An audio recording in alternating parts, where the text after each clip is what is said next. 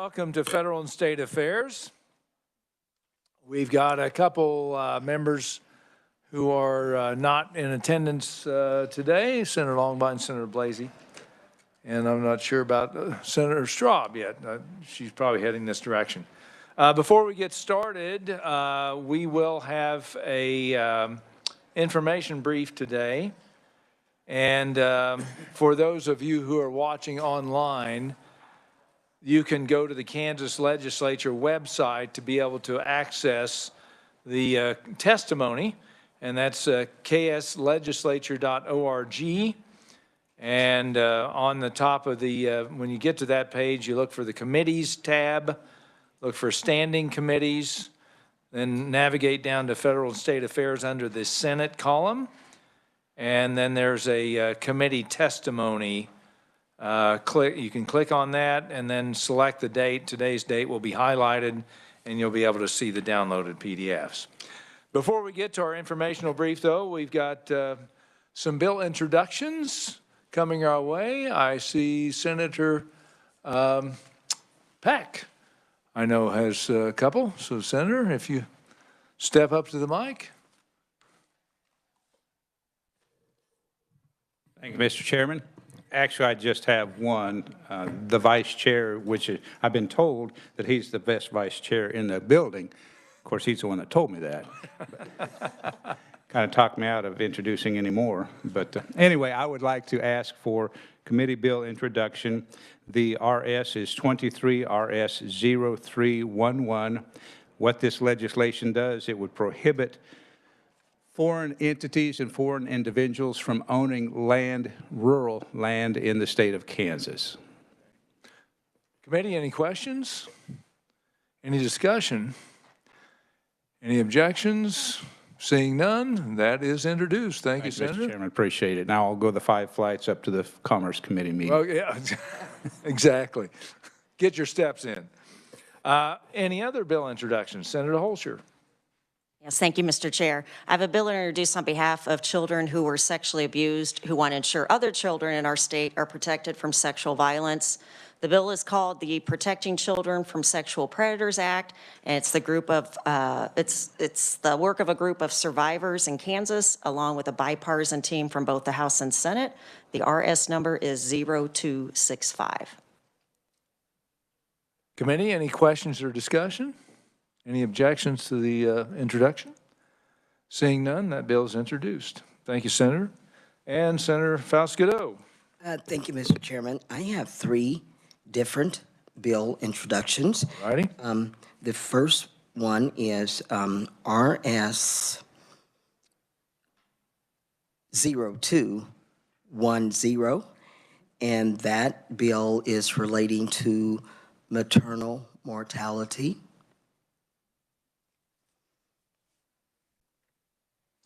Questions, committee? Any objections to introduction? Seeing none, that bill is introduced. Mr. Chairman, thank you. My second bill introduction is 0228, and that is relating to providing that family members of deceased crime victims have the right to sit in a designated seating area in the courtroom. Committee, any questions? Any discussion? Any objections?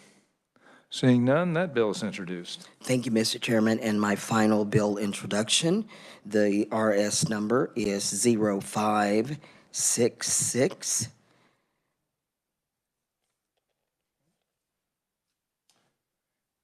Any questions on that or any description on that, Senator? Thank you, Mr. Chairman. I was looking to see that, and it just deals concerning with the Commission on Peace Officers Standards and Training. Committee, any questions or discussion? Any objections to the introduction? Seeing none, that bill is introduced. Thank you, Mr. Chairman. Thank you. Any other bill introductions? Seeing none, we'll close that and move on to our agenda today. I have asked Amber Schultz from the Department of Labor to come give us, well, before we get that, I'm sorry, Amber. I do want to, false start here. I do want to mention that we have some packets for confirmation to the Kansas Civil Service Board that we will hear on Thursday. Sheila's going to be delivering the packets to your office, or to the meeting here. Are you going to deliver it to their offices, or she'll be bringing those around to your offices so you can have a chance to review those before we have the hearing on Thursday. Also, minutes were sent out for the last 4 committee meetings, and you should receive those in your email, so we will be asking for approval on those tomorrow. And now we're going to bring up Amber Schultz from the Department of Labor. And the reason we brought Amber here today primarily was we have a lot of jobs that are open and people not getting back to work. And our concern is, what is happening at the federal level with some of the unemployment, and how does that dovetail with what's happening here in Kansas that might be preventing people from deciding to go back to work? And so that was a primary issue, because we thought that was kind of an interaction of federal and state affairs, and wanted to get Amber's thoughts on that. So, Madam Secretary, we'll turn it over to you. Thank you, Mr. Chairman. So again, Amber Schultz, Secretary of the Kansas Department of Labor. We appreciate our invitation to be here today. In your packets, there is a lot of information. Don't worry, there won't be a quiz afterwards. We're going to kind of highlight some of the overall agency objectives, and then we'll go into some of the detail that the chairman had asked for. So with that, I'm going to ask to switch over. There we go. Perfect. All right. So just, again, briefly, what we're going to discuss today is kind of the business units of the agency. So unemployment insurance, workers' compensation, industrial safety and health, labor market statistics, a brief update on our trust fund, our modernization project, and how we can help support you as you help us navigate the unemployment. There we go. So just real quick, kind of our mission statement, what we're here to do to serve Kansas. We're here to to provide information and services that are accurate, efficient, and fair, and impartial.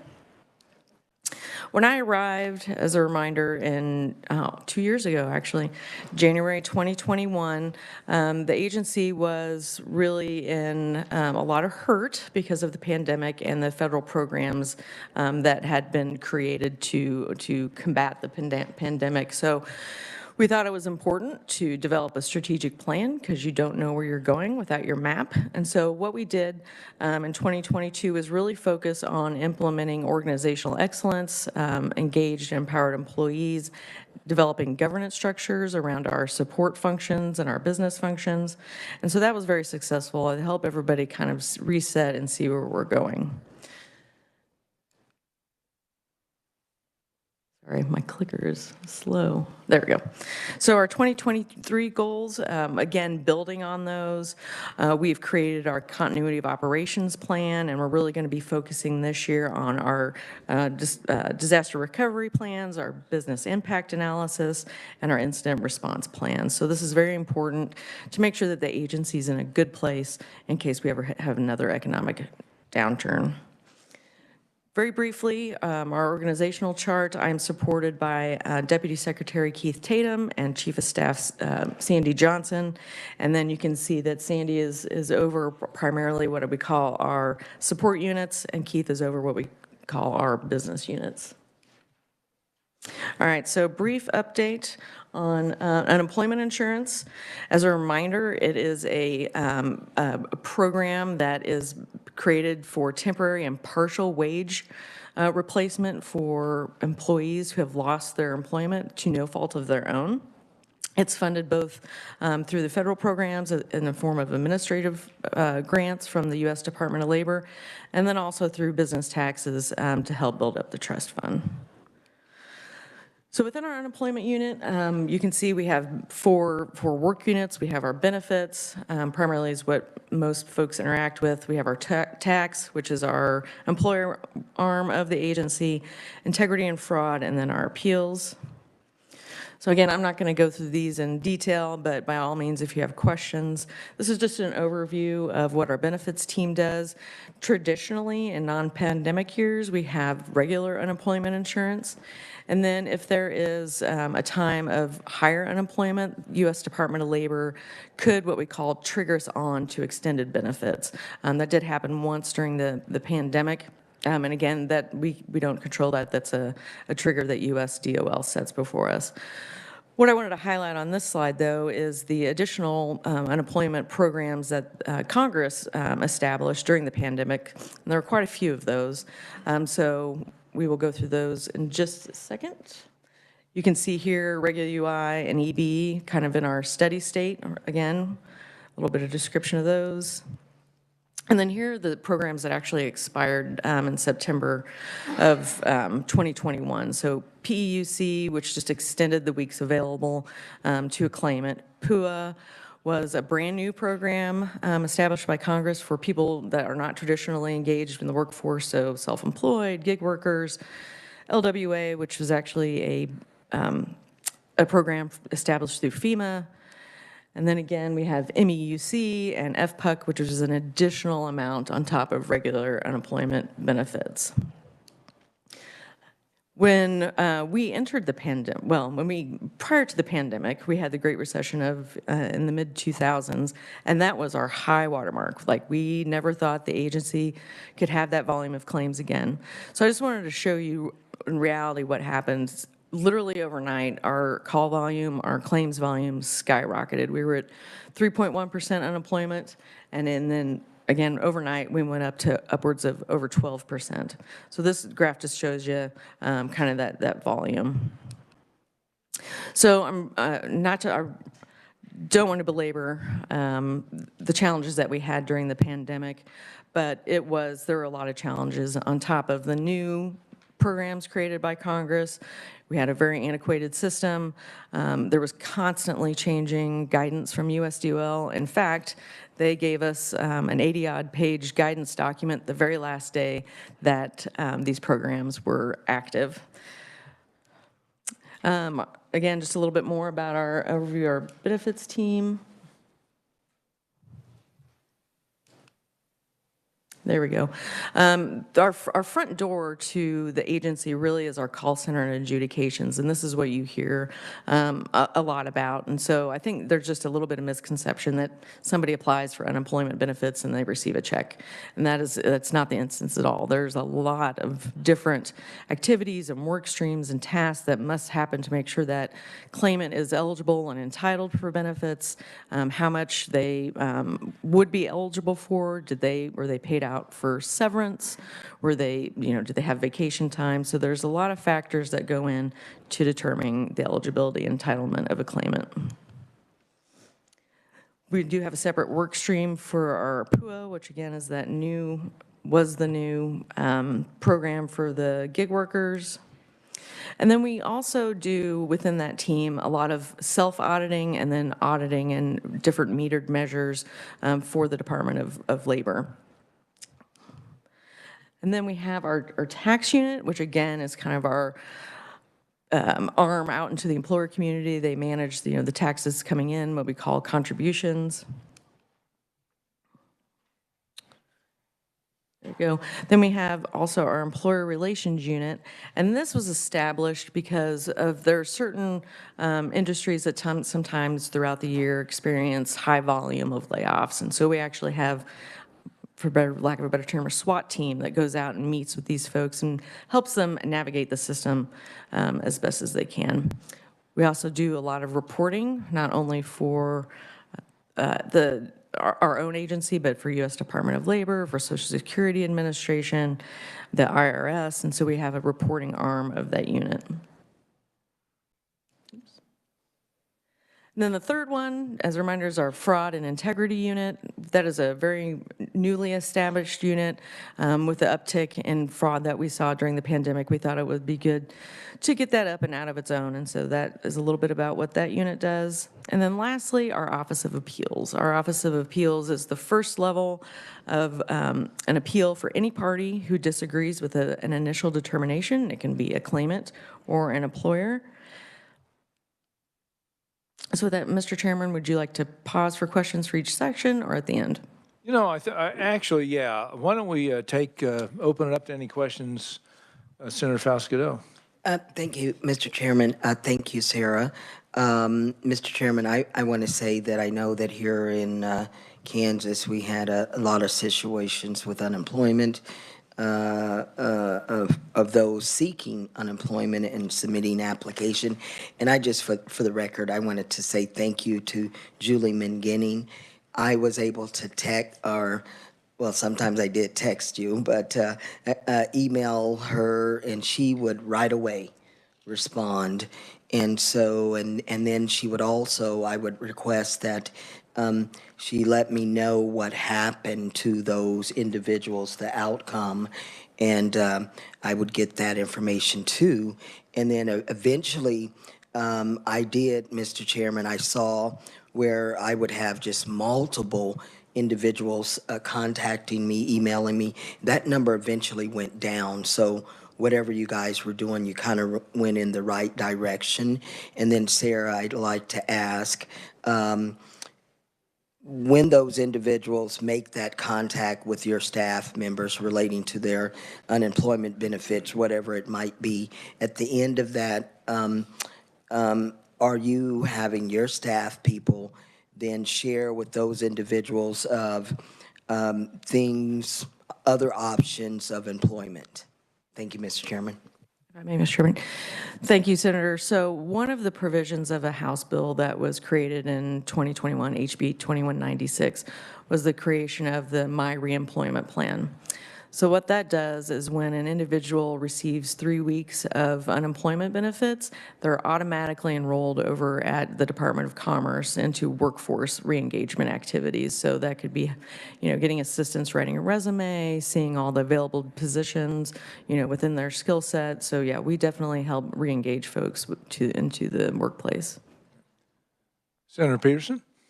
How are we doing on the backlog of appeals? I mean, are we getting that down pretty close? If I may. Yeah, so again, we kind of knew this wave would be coming just because of the volume of claims. And unfortunately, some people are not eligible or entitled, and so they may be denied, or the employer disagrees with the determination. And so that next level after the initial determination is appeals. And so that backlog, as we anticipated, started last year, and so we are a little bit behind from where we would like to be, but we're catching up rapidly. About how long is the time wait? For regular unemployment, we're pretty much caught up. It's the more challenging ones like PUA, since it was a brand new program. The way that those determinations are created is a challenge. So we're working through that. But I can get you exact timeframes if you'd like, Senator. Thank you. Mm-hmm. Thank you. It does seem like there's been a little uptick lately of people needing some additional help. Can you speak to that? Sure, thank you. That's a great question. That is, some of the narrative that we've been seeing ourselves lately. And not that I want to make light of people that are needing more help right now, but it's typical of this season. So in Kansas, in the winter months, we have seasonal layoffs, so there's more people that are needing assistance then, and it's also tax season, so people are interested in seeing where their 1099s might be. So we are seeing an uptick. The good news is we're very flexible and agile now within the agency, so as we see those call volumes tick up, we're able to reassign folks to get them on the phones. So within the last little bit of time frame, we've seen a much better response rate on our phone lines. Obviously, we want first call resolution. Sometimes that doesn't always happen. And during the pandemic, you brought on a lot of extra people, I recall.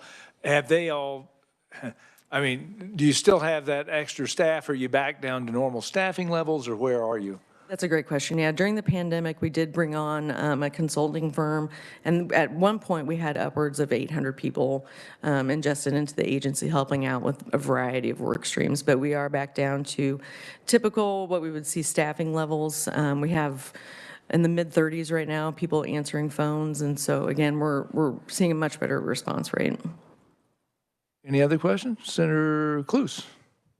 Thank you, Mr. Chairman, and I'd like to just echo to Senator Foscado's remarks. Julie really helped us tremendously. I felt like I was in a whole different lane when this thing hit, and she really helped me personally. I just want to echo that and appreciate it. I really appreciate that. Julie and her team are fabulous. And Senator Reichman. Thank you, Mr. Chair. Thank you for your presentation, and thank you, Representative McGinn, for your help. I contacted you many times, too.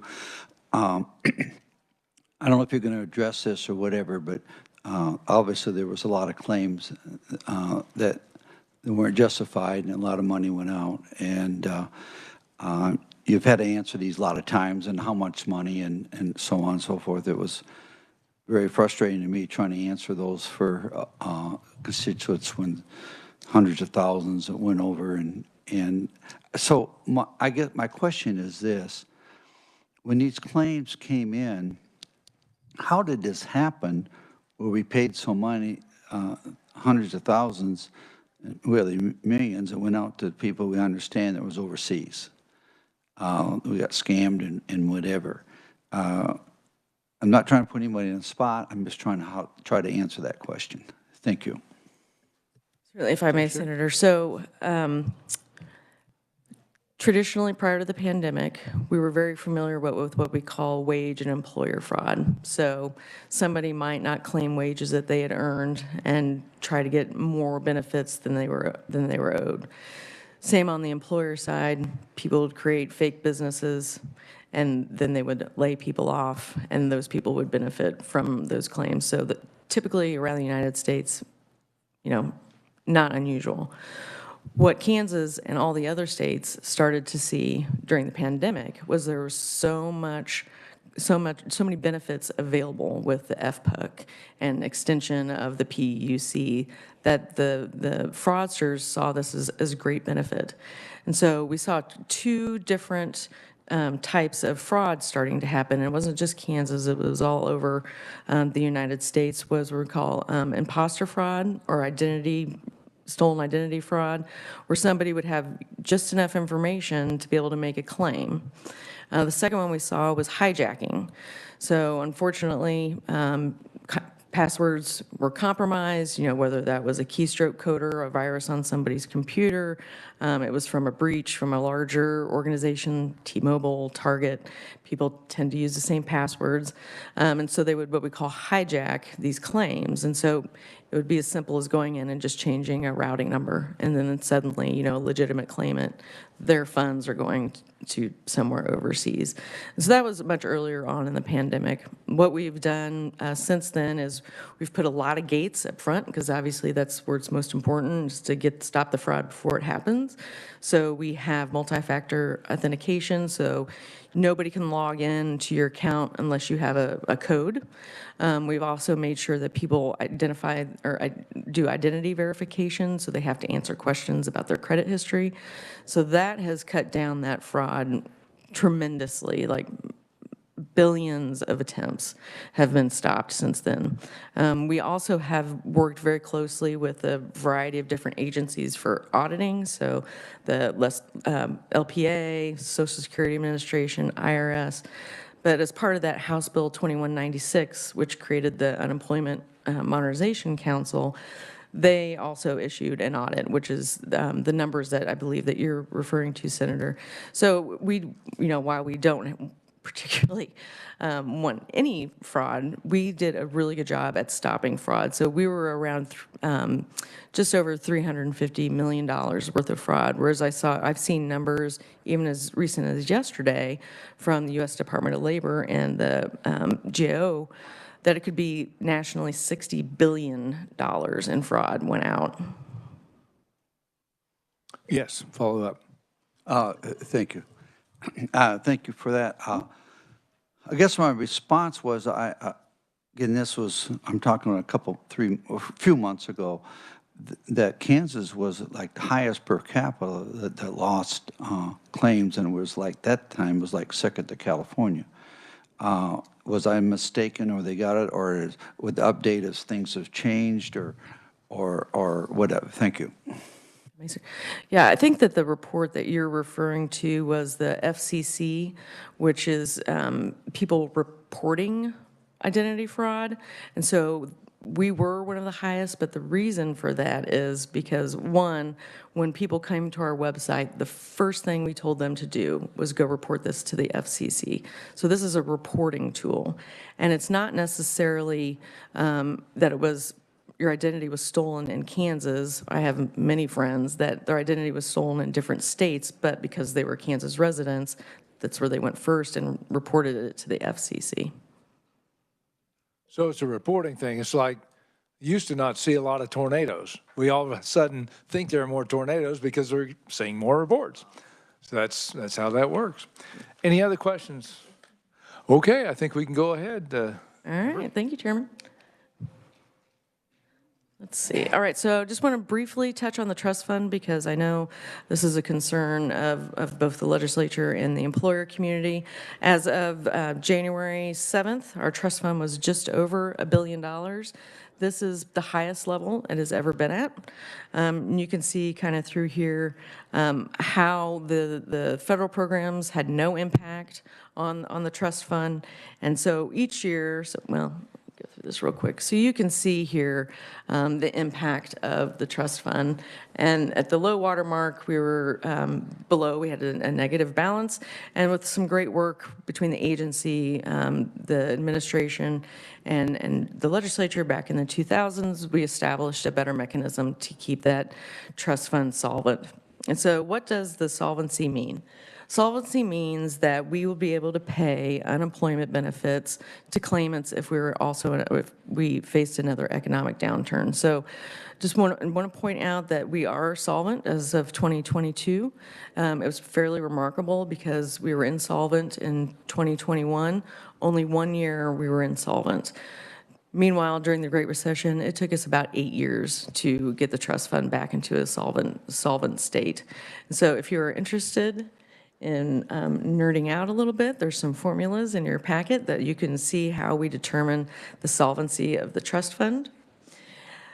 The amount of funds we have available to us in the trust fund means that we could pay benefits for a year and 4 months if we were to face an economic downturn, much like the pandemic. With that, I'll stand for any questions about the trust fund. Committee, any questions? Senator Falscato? Thank you, Mr. Chairman and Secretary Sarah. Amber. So you said that we would be able to pay out a year and some change. How? Pay out where?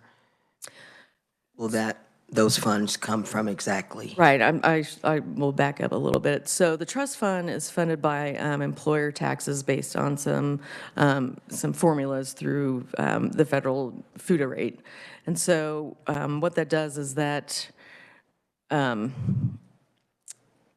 introduces funds into the trust fund. So if we were to face a huge economic downturn, such as the pandemic or the Great Recession, where claim volumes go through the roof, we have enough funding available in our trust fund to be able to pay those out to claimants that are eligible, entitled, or unemployed through no fault of their own for a year and 4 months. Any other questions? I know that there's being some increased layoffs in some of the big tech firms. Do you see any wave of unemployment coming our way because of the inflationary pressures or things like that? Not yet. However, I would offer that we would be more than happy to have some of our economists come in at a later time to be able to get in a little bit more detail for y'all. I appreciate that. Senator Reichman. Thank you again. I guess I'm getting a little confused, which happens quite often. Didn't we add a lot of money into the trust fund to build it back up? They're getting solvent. I thought maybe we took some money from, well, I don't want to say where we got it from, but to help bring up the solvency. Thank you. Thank you. Right. Thank you, Senator. Great question and good point. So the Unemployment and Improvement Modernization Council earmarked $500 million to go into the trust fund dependent on the findings of that audit that I had talked about a few minutes ago. The first $250 million went in automatically, and that was in 2021, the summer of 2021. The audit just finished up in September, and then the LCC and the LBC authorized an additional $107.9 million to go into that trust fund. Additionally, the federal government said during the pandemic that if we waived the waiting week, which is traditional in Kansas unemployment insurance, we would be reimbursed for that. So the number that you're seeing here is reflective of the 250 and also the waiting week reimbursement, but has yet to reflect the $107 million that was on top of for the audit. Does that answer your question? Seems like during the pandemic, some businesses got some federal money.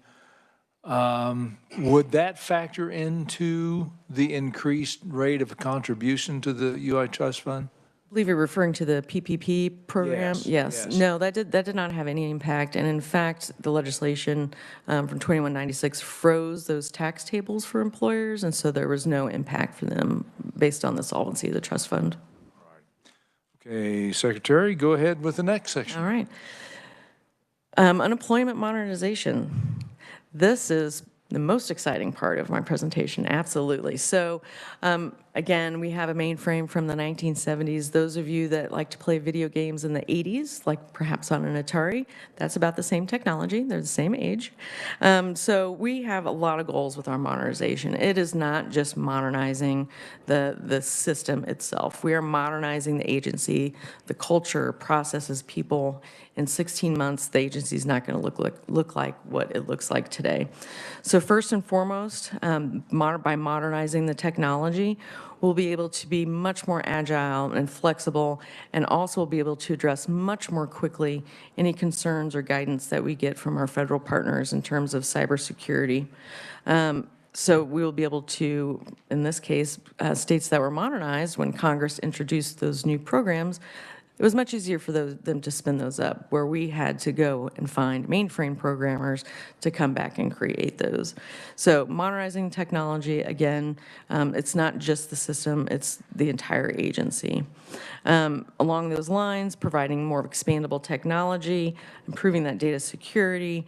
And we also want to transform our business processes so that it's easier and for employers and employees to get the service that they deserve from the state and from this agency. And then lastly, enhance that customer experience, whether that is the business community or a claimant.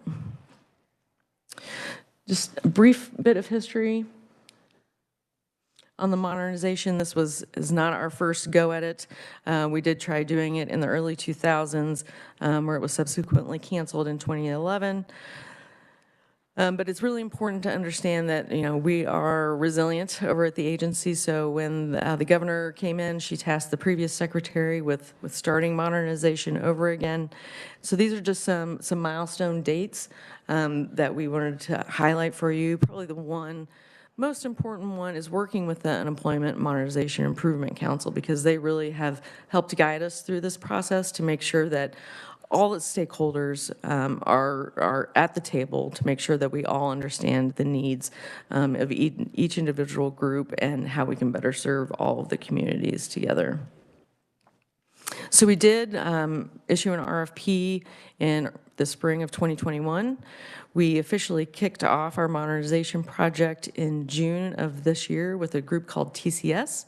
They've done 6 other states in the United States. And I think one thing that I've taken away from this is when we tried to modernize in the early 2000s, it was an entirely customized solution, right? So that's something that we'd have to constantly be updating. And so now that we've chosen a vendor that essentially has an off-the-shelf product that has been implemented in 6 other states, we have a much more robust system and robust community that we can go to seek solutions for any issues that we see. And so what TCS has done is they went and did some discovery with their other systems that they have implemented and discovered that Mississippi, at about 85% of that package Mississippi has, will fit the state of Kansas. And so we're really only looking at configuring the system for about 15% based on our laws here within the state. So we kicked that off in June. It is going to be a 26-month implementation, which is the fastest any state has ever completed implementation. We are on track. Nothing is at risk.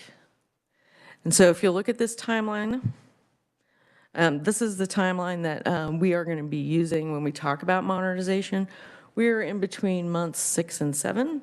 So I think the important thing to note here is this is not linear. There are a lot of overlapping activities that we're working on. So we've finished up with what we call our gap analysis. So what that is, what does the state of Mississippi system have that we need, and how do we fill that gap? And then now we're starting to design the system so that we can go in and configure it to see, what our customer service representatives will see, what our tax people will see, employers, and claimants.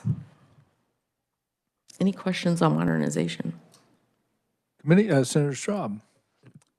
Thank you, Mr. Chairman, and thank you, Amber, for your presentation. Do we have a total cost of this modernization project, and what is the ongoing maintenance of it in the future? Sure, great question. So the implementation is going to be about $43.9 million, and that takes us through what we call maintenance and warranty. And we'll come back with you on some numbers on maintenance and warranty because it's more than just the TCS software. There's ancillary systems that need to support that. And so we're finalizing those numbers right now. Any other questions, committee? Seeing none, we'll go ahead. All right, thank you. So very briefly, believe it or not, we do other things at the Department of Labor besides unemployment insurance. So we wanted to highlight just very quickly for you our workers' compensation division. What this division has established is that to prevent work injuries, if an employee is injured on a job, to make sure that they have wage replacement, bless you, wage replacement, the availability to seek medical care, and then also, regardless of fault, make sure that those benefits are available to them. Very brief history on workers' compensation. Our statutory authority on workers' compensation. Just how we serve the, dang it, I'm clicking faster with my right hand than my left hand. All right, so just how we have operations around the state so that we can best serve all of those employees that need our assistance. Pretty self-explanatory for workers' compensation. Any questions? Any questions, committee? Seeing none, go ahead, Amber. So industrial safety and health, if you're familiar with OSHA, the federal agency, it's essentially the state arm of OSHA. We have several programs that we work with our industrial safety and health, including a consultation program, public sector health, the amusement ride permitting, and then we also have our annual safety and health conference, which is in its 72nd year this year. This is just a highlight of how they're organized. I did want to highlight the Amusement Ride and Safety Act because we will be working with this committee on making a few changes to that act. This came into existence in 2008, but after the horrific tragedy at Schlitterbahn, it became a little bit more prominent. So our public sector arm of ISH, we cover any public sector entity, so cities, counties, schools. We go out and we inspect for free any violations they might have that ensure that the workplace is safe for employees. Our OSHA consultation is for private firms, and so it is anonymous, it is free, and if you are an employer, you can request it directly through us. And that is it for ISH. Any questions? All righty. I know you got a lot, Amber, and for sake of time, I'm wondering if our original thought was to try to find out what's driving some of the market issues of getting people back to work. If we could skip over that would be very helpful. That'd be great. The last part I was going to talk about actually were those fixed anyway. If you want to switch over to the other presentation. Says review and analysis for December 2022. Yep. Okay. So monthly, our labor statistics arm of the agency publishes the labor market report. And it basically is a conglomeration of a variety of variables throughout the state that measures the economic health and growth of the state. So I'm going to go over this. It's okay. Are we still on the, oh, there we go. Okay. There we go.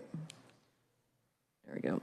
So what this report is it takes two different surveys, one measuring jobs and industry and one measuring people. And there's a variety of algorithms that go together, which basically gives us, again, the health of the economy in the state of Kansas. So some detail on this first one, which is measuring jobs and industry. We typically look at non-farm jobs, which this describes what non-farm jobs are, if you ever hear that term. One thing I do want to point out, so because we're looking at industry, is if a person, for example, lives in Johnson County but works in Missouri, that counts on this survey. Whereas on the employment survey, it's just the opposite. So if you live in Johnson County and work in Missouri, you'll be counted on this. This survey also, a person who might have more than one job could, in theory, be counted twice. So this is some description on what total non-farm jobs are, what they look at. And so this is, I know, what the kind of the meat that you're wanting to get to, Chairman, is what we've looked like after pandemic recovery. So you can see some statistics up here. It's good news. Our nominal wage earnings, which is what fancy word for your typical wage earnings, have gone up by almost 23% in 2019, but unfortunately, adjusting for inflation, that's really only about 3%. This survey is the one that is measuring people. So again, talking about non-farm jobs, you can see it discusses, again, nominal earnings have all increased. And then here are some statistics for the month of December about jobs that have increased and jobs that have decreased. And as you can see, the private side is increasing exponentially. Unfortunately, we did have a fairly big drop in professional and business services for the month of December. And then again, throughout time from 2017 to 2020, you can see what the jobs look like for both the U.S. as a whole, which is in red, and the blue, which is for Kansas jobs. And you can see that prior to 2019, we are rapidly approaching those numbers. And again, the percent change. So you can see those for 2020 to last December. And stop me if you want to look at any of these. And then this is a table, again, of seasonally adjusted non-farm jobs from 2020 to December 2022. We're showing those losses and recoveries within those industries.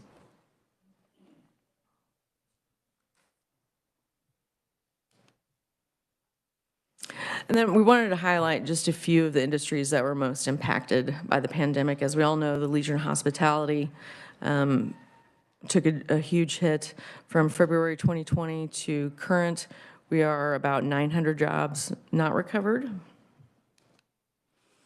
Same for trade, transportation, and utilities jobs. We're right around, I can do math, 700. Manufacturing jobs.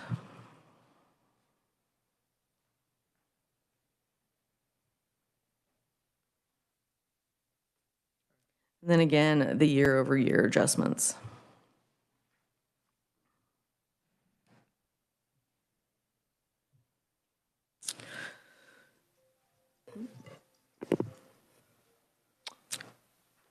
Do you have any questions about? Yeah, committee, any questions on that section? I mean, there's so much you could unpack with this stuff. It really is. You've got people trying to get back to work, and employers. It seems to me like the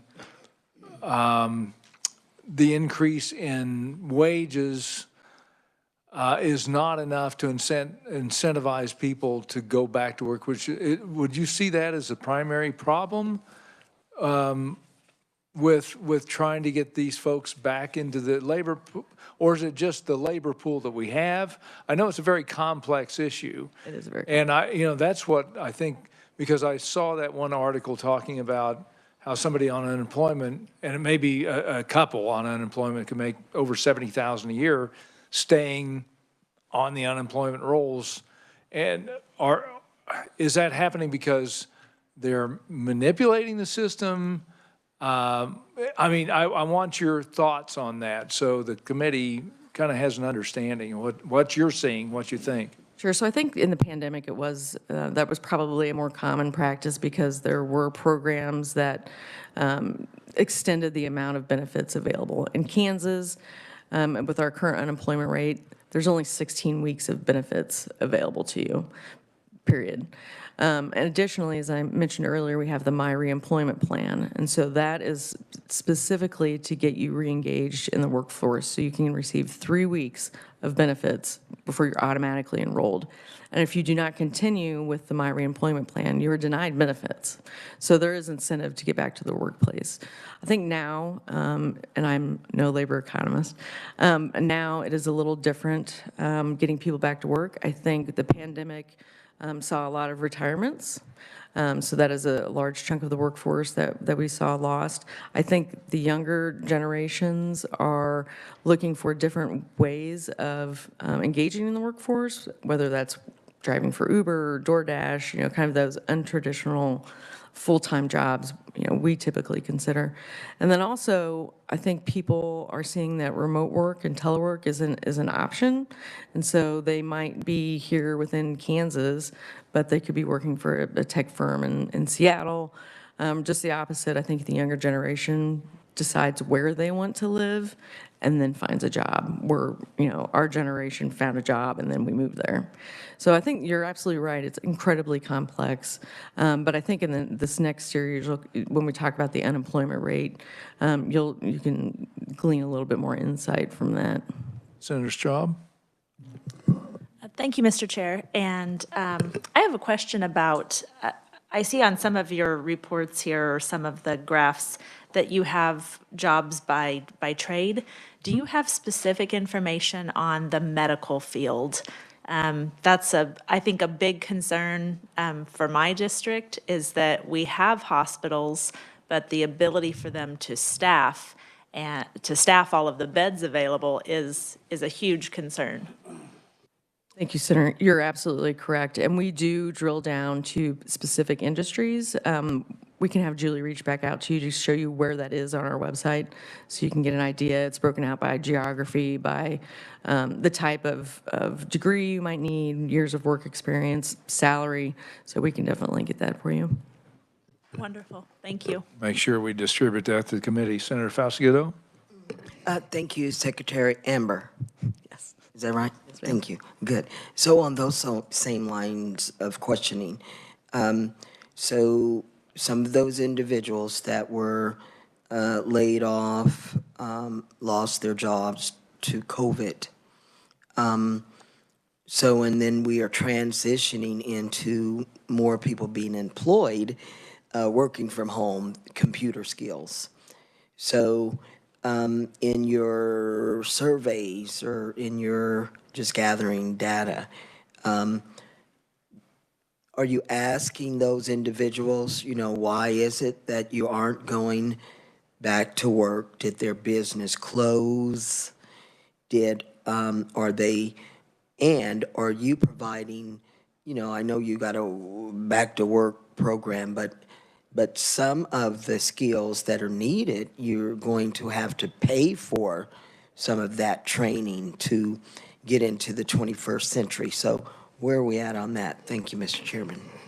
Thank you, Mr. Chairman. So workforce engagement really is the Department of Commerce, and so they have a lot of programs to help assist employees to get back into the workforce. And so you name it, they can offer to you. We have a bunch of workforce centers around the state that do offer those services. Does that answer your question? No?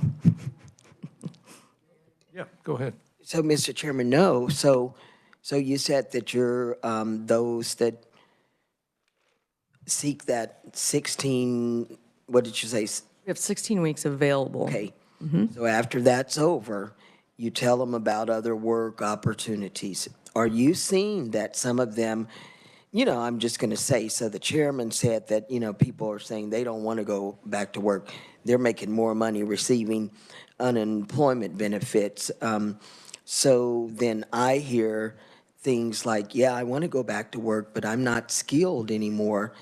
That where I worked, that business closed down, and to get a job that pays enough to pay your utilities and rent or mortgage, you need some training. Are you offering that as well? That is through the Department of Commerce. Yes, they do offer that training. They are the workforce engagement wing of the But you're executive networking branch. with them, letting them know what you find out, and we're working collaboratively to address that issue. Yes, ma'am, absolutely we are. So we worked very closely together as part of that, my reemployment plan.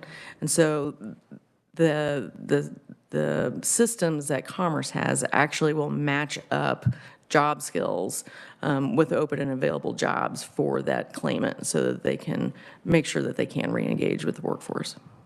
Sorry for not being more clear on that. They have KIT, KER, HPIP. There's 5 different programs over the Commerce that they're offering for employers to hire people and accelerate their thing back. Is there any federal program that still offers enhanced unemployment benefits that is factoring into this? No, sir, they all Okay. expired in They have September of all 21. expired, so they're back to, okay.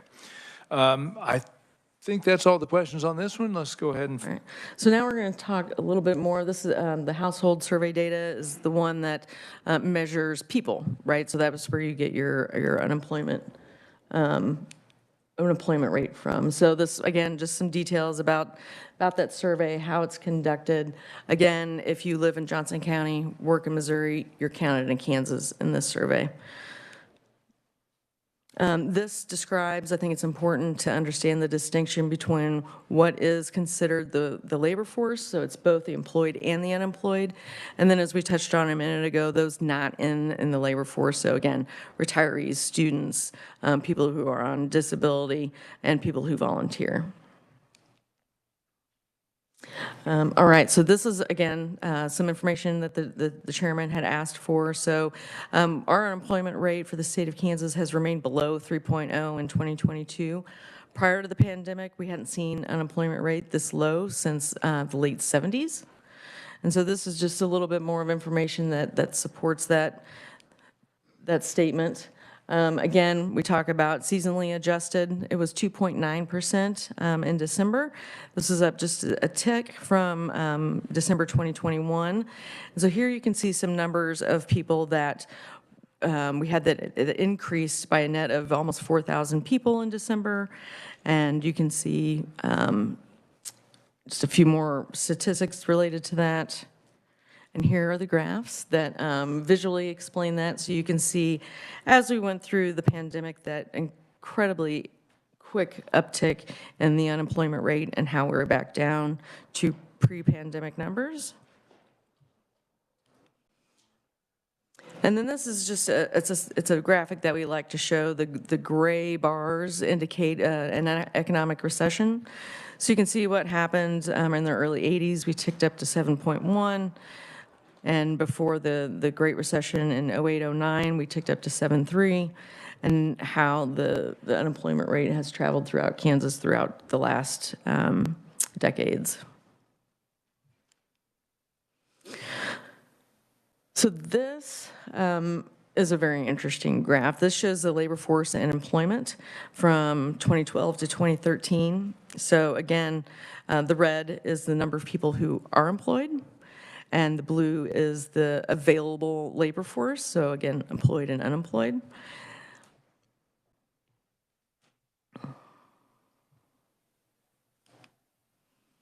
And then this is the participation rate. So you can see it at our peak, both the US and in Kansas, we were at around 65%. Pre-pandemic, we were at 63.4, and today we're at 62.3.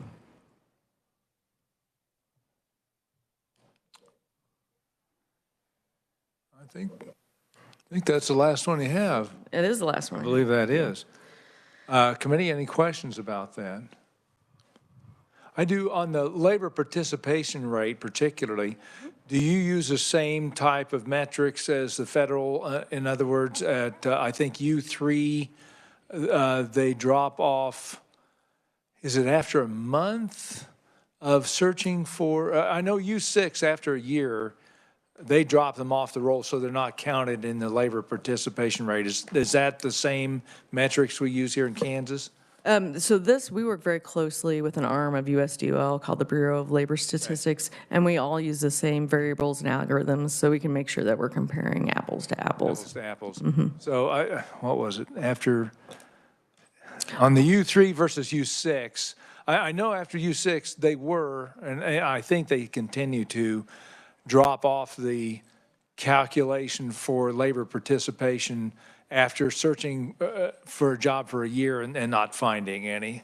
It's something familiar, but Julie can double check on the exact time frame because it's Okay. not, I can't recall it. Yeah, I would like those, and we can provide that to the committee. You can send it over to Sheila, and we can get it out to the committee. Because I think that's important to understand, because that does factor into the labor participation rate, and the federal rate has dropped. We're at least ahead of that by about 4 points, thankfully. Questions from any committee members? Seeing none, I think that concludes it. Thank you, Amber. I appreciate coming before us. I mean, this is a big question I get from a lot of employers who are really struggling in the state to find somebody to go to work. And there are various reasons. It's not just one thing, but we want to try to understand the big picture so that, I guess maybe one last question. Is there anything, do you see that the legislature can do, or is this just too complex to try to tackle that problem? Thank you, Mr. Chairman. Yeah, it's a very complex issue, but I would definitely encourage, if not for the committee, maybe for you yourself, to sit down with one of our labor economists and just really kind of go through, all those variables and algorithms to see what we're looking at. And thank you for inviting us today. We appreciate you being here. So Appreciate that very much. absolutely. Thank you, Amber. Committee, tomorrow we have a couple bill hearings. We're going to have a hearing on Senate Bill 11 and Senate Bill 39. They both appear to be fairly simple bills, so we'll see. That should go fairly quickly, and we'll determine whether or not there's a will to work those bills. Then on Thursday, confirmation hearings for the Civil Service Board, and again, Sheila will get those packets to you. I believe that's it for today. Thank you, committee. We are adjourned.